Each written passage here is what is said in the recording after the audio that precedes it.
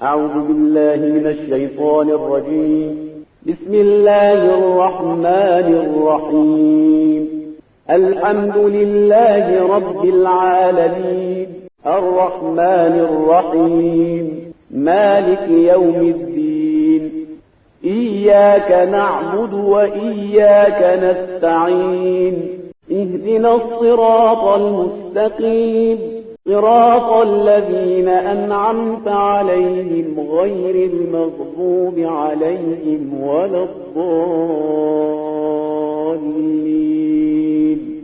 اعوذ باللہ من الشیطان الرجیم. بسم اللہ الرحمن الرحیم.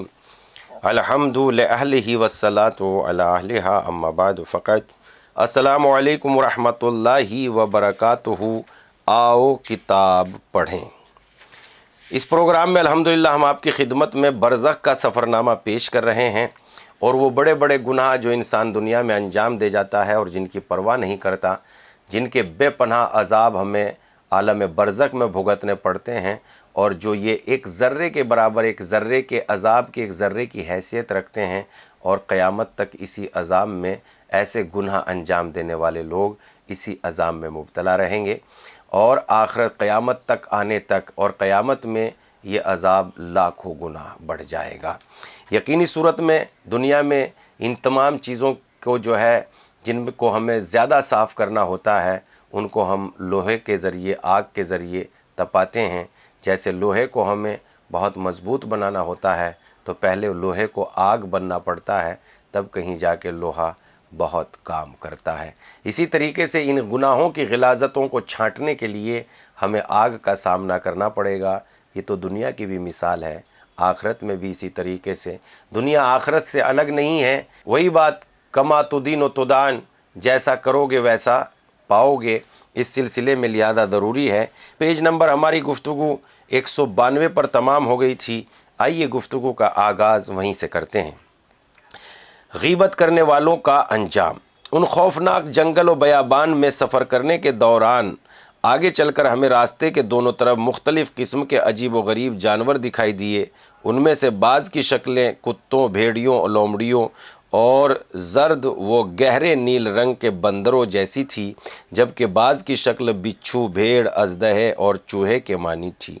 یہ لوگ ابھی آگے جا ہی رہے تھے کہ ساتھ ہی ایک دوسرے کے ساتھ لڑ رہے تھے، ایک دوسرے کو ڈس رہے تھے. ان میں سے بعض لوگوں کے کانوں اور منہ سے آگ کے شعلے نکل رہے تھے. اس بیابان میں دور تک پانی کا نام و نشان نہ تھا. بعض جگہوں پر بہتے ہوئے پانی کی مانند سراب دکھائی دیتی، جس کی طرف یہ سب دوڑ پڑتے تاکہ اپنی پیاس کو بجھا سکیں، لیکن پھر مایوس ہو کر واپس لوٹ آتے. ان میں سے بعض غلیظ اور گندے مردار کو کھا رہے تھے، اور کچھ گہرے کنویں میں گرے ہوئے تھے جن سے انتہائی غلیظ بدبو اور آگ کے شعلے نکل رہے تھے. میں نے کردار سے پوچھا، ان کنووں میں پڑے ہوئے لوگ کون ہیں؟ دنیا میں ان کے اعمال کیا تھے؟ اس نے کہا، یہ لوگ خدا کے نیک اور با ایمان بندوں کا مذاق اڑایا کرتے تھے، ان کو منہ چڑھاتے تھے اور آنکھیں اور ابروؤں کے ذریعے اشارے کر کے ان کی توہین کیا کرتے تھے. اور جو لوگ مردار کا گوشت کھا رہے ہیں وہ دنیا میں اپنے مومن بھائیوں کی پیٹھ پیچھے برائی کرنے والے لوگ ہیں. یہ لوگ اپنے اس ناپاک عمل سے انہی لوگوں میں ذلیل و رسوا کیا کرتے تھے جن حیوانوں کے کانوں اور منہ سے آگ کے شعلے نکل رہے ہیں. وہ غیبت سننے والے لوگ ہیں جن کے طرز عمل سے غیبت کرنے والوں کی حوصلہ افزائی ہوتی تھی. جو لوگ کتوں اور بھیڑیوں کی طرح ایک دوسرے کے دست و گریباں ہو کر ایک دوسرے کو کاٹ رہے ہیں، یہ دنیا میں ایک دوسرے کو گالیاں اور نازیبا الفاظ کہتے تھے، نیز ایک دوسرے پر جھوٹے الزام لگاتے تھے. جن حیوانات کا چہرہ زرد اور گہرا نیلا ہے، یہ دنیا میں نکتہ چین اور جھوٹ بولنے والے افراد تھے. اس علاقے میں بہت سخت گرمی تھی، میں پیاس سے نڈھال ہو رہا تھا. میں نے کردار سے بڑی عاجزی کے ساتھ کہا، ذرا مجھے تھوڑا سا پانی تو دو. وہ میری ہمت جواب دے چکی ہے، اب مزید آگے بڑھنے سے عاجز ہوں. اس نے کہا، ہم نے پانی ساتھ لیا ہی نہیں ہے، مشکیزیں تو خالی پڑے ہوئے ہیں. اس نے کہا، تم نے پانی ساتھ کیوں نہیں رکھا؟ کیا تمہیں معلوم نہ تھا کہ اس جنگل و بیابان میں ہمیں پانی کی ضرورت پڑے گی؟ اس نے کہا، کیوں نہیں، میں جانتا تھا، لیکن پانی تمہارے مقدر میں نہیں تھا. میں نے کہا، کیا میں انسان نہیں ہوں؟ کیا مجھے پیاس نہیں لگتی؟ کیا میں دیگر لوگوں سے مختلف ہوں؟ میں نے بہت سے دوسرے مسافروں کو کندھے پر پانی کے مشکیزیں دیکھیں۔ اس نے کہا جی ہاں، وہ دیندار تھے مگر تم بے دین ہو، وہ نمازی تھے اور تم بے ایمان اور بے نمازی ہو۔ وہ لوگ اہل تقوی تھے اور تم نہ تو تقوی کے مالک تھے اور نہ ہی تم نے کبھی خود کو گناہ سے بے راہ روی سے دور رکھنے کی کوشش کی۔ وہ لوگ فضول اور بیکار باتوں سے پرہیز کرتے تھے اور غیر ضروری بات نہیں کرتے تھے، مگر تم نے اپنی زبان کو کھلا چھوڑ رکھا تھا۔ تم شیطان کی ہر بات مانتے اور یہاں ہر شخص کے ساتھ اس کے ایمان و کردار کے مطابق سلوک کیا جاتا ہے۔ اگر تم نے انہیں اس راستے پر گامزن دیکھا ہے تو اس کی وجہ ان کے وہ گناہ ہیں جن کا وہ ارتکاب کر بیٹھے ہیں۔ ایمان اور دینداری کے باوجود انہیں بھی اس کا عذاب بھگتنا پڑ رہا ہے، لیکن ان کی حیثیت تم سے قطعی مختلف ہے۔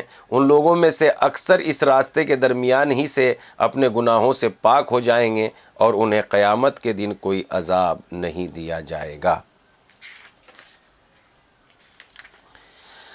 ہم یہی باتیں نیک اعمال کو آگ لگنا، ہم یہی باتیں کر رہے تھے کہ کردار رک گیا، اپنی ابروؤں پر ہاتھ رکھ کر غور سے دور تک دیکھنے لگا۔ پھر اس نے میری جانب رک کر کے کہا آگے دیکھو، کیا تمہیں آگے کوئی چیز نظر آ رہی ہے؟ جب میں نے دیکھا تو کچھ فاصلے پر مجھے دھوئیں اور آگ کے آسمان سے باتیں کرتے ہوئے شعلے دکھائی دیے۔ ان کی وجہ سے آسمان پر سیاہی پھیلی ہوئی تھی۔ میں ذرا نزدیک گیا تو دیکھا کہ پھلوں سے لدے درخت والے باغات آگ میں جل رہے ہیں۔ دھواں اور آگ کے شعلے انہی درختوں سے اٹھ رہے ہیں۔ میں نے کردار سے کہا پھلوں سے لدے درخت والے ان باغات کو آگ کیوں لگی ہے؟ یہ کن بیچاروں کی ملکیت ہے؟ اس نے کہا اگر سچ پوچھو تو مجھے پتا ہے کہ ان درختوں کو لگانے والے کون لوگ ہیں اور انہیں کیوں آگ لگی ہوئی ہے۔ یہ باغ اور پھل اور اصل ان با ایمان لوگوں کا مال ہے جو دنیا میں ذکر خدا کرتے تھے اور ان کی زبان پر ہمیشہ یہ الفاظ جاری رہتے تھے سبحان اللہ والحمد للہ استغفر اللہ لا الہ الا اللہ۔ میں نے کہا تو پھر ان کے باغات کو آگ کیوں لگی ہے اور یہ آگ کس نے لگائی؟ اس نے کہا یہ آگ انہوں نے خود اپنے ہی ہاتھوں سے لگائی۔ میں نے یہ کہا یہ کیسے ممکن ہے کوئی شخص اپنے باغ کو آگ لگائے اور پھر جب اسے پھل لگ جائیں اور پکے پھلوں کو توڑنے کا موقع آ جائے تو اسے آگ لگا دیں؟ کیا انہیں اس باغ کی ضرورت نہ تھی؟ اس نے کہا کیوں نہیں، انہیں اس باغ کی بڑی سخت ضرورت تھی، لیکن یہ لوگ ایک جھوٹ بول کر پھر یا کسی بے گناہ انسان پر ایک جھوٹا الزام لگا کر یہاں آگ بھیجتے رہے جس نے ان کے باغات کو جلا کر راکھ کر دیا۔ کیا تم نے پیغمبر اسلام صلی اللہ علیہ وآلہ وسلم کی یہ حدیث نہیں سنی جس میں آپ نے ارشاد فرمایا جو شخص لا الہ الا اللہ کہے اس کے لیے جنت میں ایک درخت لگایا جاتا ہے، جو شخص ایک مرتبہ سبحان اللہ کہے اس کے لیے جنت میں ایک اور درخت لگایا جاتا ہے، اور جو شخص ذکر کرے تو اس کے لیے بھی جنت میں درخت لگایا جاتا ہے۔ اس پر ایک صحابی نے عرض کی یا رسول اللہ اس کا مطلب یہ ہوا کہ جنت میں ہمارے بہت سے درخت ہوں گے؟ آپ صلی اللہ علیہ وسلم نے فرمایا تم نے بالکل درست کہا، البتہ یہ اس صورت میں ہے کہ تم ذکر الہی کہنے اور درخت لگانے کے بعد گناہوں کے ذریعے آگ بھیج کر اس درخت کو ختم اور جلا نہ ڈالو۔ اگر ان درختوں کے مالکوں کا ایمان پختہ ہوتا، یہ لوگ اپنی زبان، کان، آنکھ، شکم، شرمگاہ اور دیگر اعضاء و جوارح کو گناہوں سے محفوظ رکھتے تو ان کے یہ باغ قیامت تک سرسبز و شاداب پھلوں سے لدے رہتے، لیکن یہ سب گناہ کر کے آگ بھیجتے رہے اور خود اپنے ہاتھوں انہیں جلاتے رہے۔ یہ لوگ جب یہاں پہنچیں گے تو انہیں معلوم ہوگا کہ انہوں نے خود پر کتنا بڑا ظلم کیا ہے اور اس پر یہ لوگ حسرت بھریں گے، لیکن اس کا کیا فائدہ، کیونکہ جو ہوتا تھا وہ ہو چکا اور وہ باغ فنا ہو گیا۔ ہم لوگ جلدی سے ان باغات کے قریب پہنچے، لیکن افسوس کہ ہمارے وہاں پہنچنے سے پہلے ہی تمام باغات پھلوں سے لدے اپنے درختوں سمیت جل کر راکھ کا ڈھیر بن چکے تھے۔ اس موقع پر تیز ہوا چلنے لگی جس نے اس کو راکھ کو ادھر ادھر اڑا دیا اور ان باغات کا نام و نشان تک مٹ گیا، ایسے لگ رہا تھا جیسے یہاں کبھی کوئی باغ تھا ہی نہیں۔ اس پر کردار نے میری جانب دیکھ کر کہا اگر تم دنیا میں قرآن سے کچھ مانوس ہوتے، اگر تم نے اسے پڑھا ہوتا اور اس کی تفسیر سنی ہوتی یا پھر تم کسی وائز کی واز میں بیٹھے ہوتے تو تمہیں معلوم ہوتا کہ خدا تعالیٰ نے اس بارے میں فرمایا، منکرین، منافقین، مشرکوں اور فساد برپا کرنے والوں کے نیک اعمال کی صورت قیامت کے دن اس راکسی کی ہوگی جسے تیز آندھی نے اڑا دیا ہو۔ سورہ مبارکہ ابراہیم آیت نمبر 31۔ بات گفتگو 192 سے شروع ہو کر گفتگو 196 تک پہنچ چکی ہے، لہذا اب ہم اپنی گفتگو کو تمام کریں گے۔ آپ سے گزارش کریں گے کہ اس پروگرام کو آگے بھیجتے رہیے، دوسروں تک پہنچاتے رہیے تاکہ یہ نورانی باتیں اس کی بھی زندگی کو نورانی بنا دے۔